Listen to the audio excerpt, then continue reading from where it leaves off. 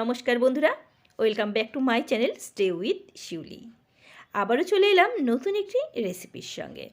শীতের সকাল অথবা শীতের রাতে বেগুনের যদি এমন একটা রেসিপি খাবারের সঙ্গে থাকে, তাহলে এক প্লেট ভাত 1 মিনিটেই শেষ হয়ে যাবে। এটা আমি আপনাদের গ্যারান্টি দিয়ে বলতে পারি। তো রেসিপিটি তৈরি করার জন্য আমি এখানে নিয়ে নিয়েছি একটি বেগুন, একটি টমেটো, 2টি পেঁয়াজ, একটি রসুন আর নিয়েছি 4টি কাঁচা লঙ্কা। তাহলে চলুন রেসিপিটি শুরু করা যাক। একটি লাইক দিয়ে বন্ধুরা রেসিপিটি দেখতে শুরু করার অনুরোধ রইল। আমি একটি কড়াই নিয়ে নিয়েছি, এখানে একটু বেশি পরিমাণে জল দিয়ে দিচ্ছি। আর এখানে আমি বেগুনটা কেটে নিয়েছি, কারণ বেগুনের ভিতরে পোকা আছে কিনা দেখাতে সুবিধা হবে। তো বেগুনটা আমি কেটে এর ভিতরে দিয়ে দিলাম টমেটো, আর দিয়ে দিচ্ছি একটি রসুন, গোটা রসুনই এখানে দিয়ে দিলাম। আর এরপরে দিয়ে দিচ্ছি 4টা কাঁচা লঙ্কা।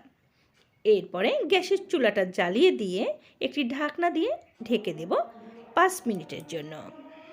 5 মিনিট ফুটে নেওয়ার পরে আমি ঢাকনাটা উঠিয়ে নিচ্ছি এবং বেগুনটা আমি উল্টে দেব।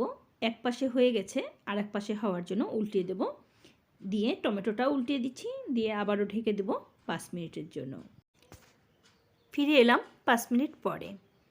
5 মিনিট পরে কিন্তু বেগুন, টমেটো এবং রসুন, মরিচ সব সিদ্ধ হয়ে গেছে।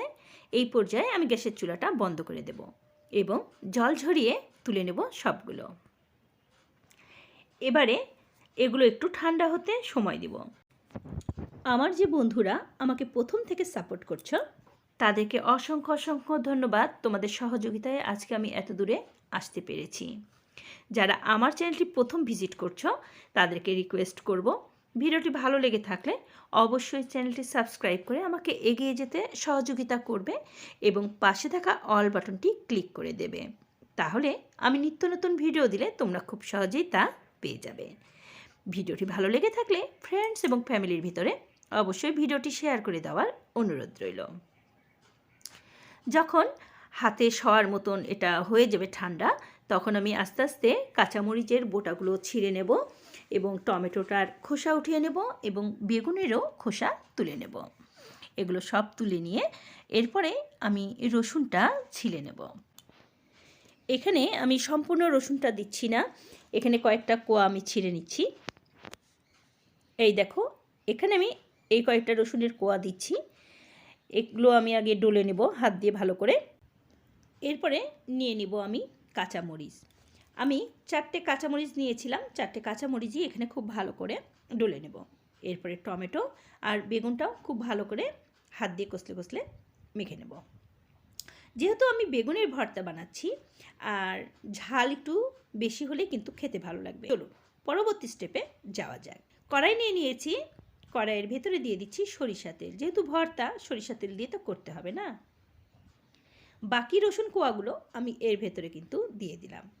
এবার ছলনার সাহায্যে এগুলো একটু ডলে ভেঙে দেব, যেন এটা থেকে সুন্দর একটা স্মেল বেরিয়ে হয়ে আসে, সেই পর্যন্ত অপেক্ষা করব।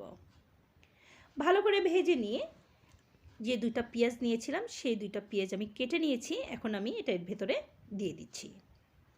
পেঁয়াজ দেওয়ার পরেও ভালো করে একটু ভেজে নেব। এবারে দিয়ে দিলাম টেস্ট অনুযায়ী লবণ। লবণ দেওয়ার পরে এখানে কিন্তু আপনারা চাইলে শুকনো মরিচ দিয়ে দিতে পারেন বা ঝালের গুঁড়োও দিয়ে দিতে পারেন। আমি একবারে কাঁচামরিচ বেশি করে দিয়েছি, তাই আর কিছু দিলাম না। আগে থেকেই মেখে রাখা বেগুন ভর্তাটা দিয়ে দিলাম তেলের ভেতরে। 2 মিনিটের মতন একটু ভেজে নেব। জলজলা ভাবটা চলে গেলেই কিন্তু হয়ে যাবে মজার বেগুন ভর্তা। এমন একটা বেগুন ভর্তা শীতের সকাল কিংবা শীতের রাত্রে যদি আপনার গরম ভাতের সঙ্গে থাকে, তাহলে কিন্তু আর সঙ্গে কোনো কিছুই লাগবে না। একটু ভালো করে ভেজে নিয়ে যখনই তেল ছেড়ে দিয়েছে, দিয়ে দিলাম এর ভেতরে ধনেপাতা কুচি। এটা সম্পূর্ণ অপশনাল, এটা না দিলেও কিন্তু খেতে অসাধারণ লাগবে। বেগুন ভর্তা এখন সম্পূর্ণভাবে রেডি। তেল ছেড়ে দিয়েছে, ভাজাও হয়ে গেছে। আমি এখন পরিবেশনের জন্য তুলে নিলাম। ভিডিওটি ভালো লেগে থাকলে চ্যানেলটি সাবস্ক্রাইব করে আমাকে এগিয়ে যেতে সহযোগিতা করার অনুরোধ রইল। ভালো থাকবেন, সুস্থ থাকবেন। সম্পূর্ণ ভিডিওটি দেখার জন্য ধন্যবাদ।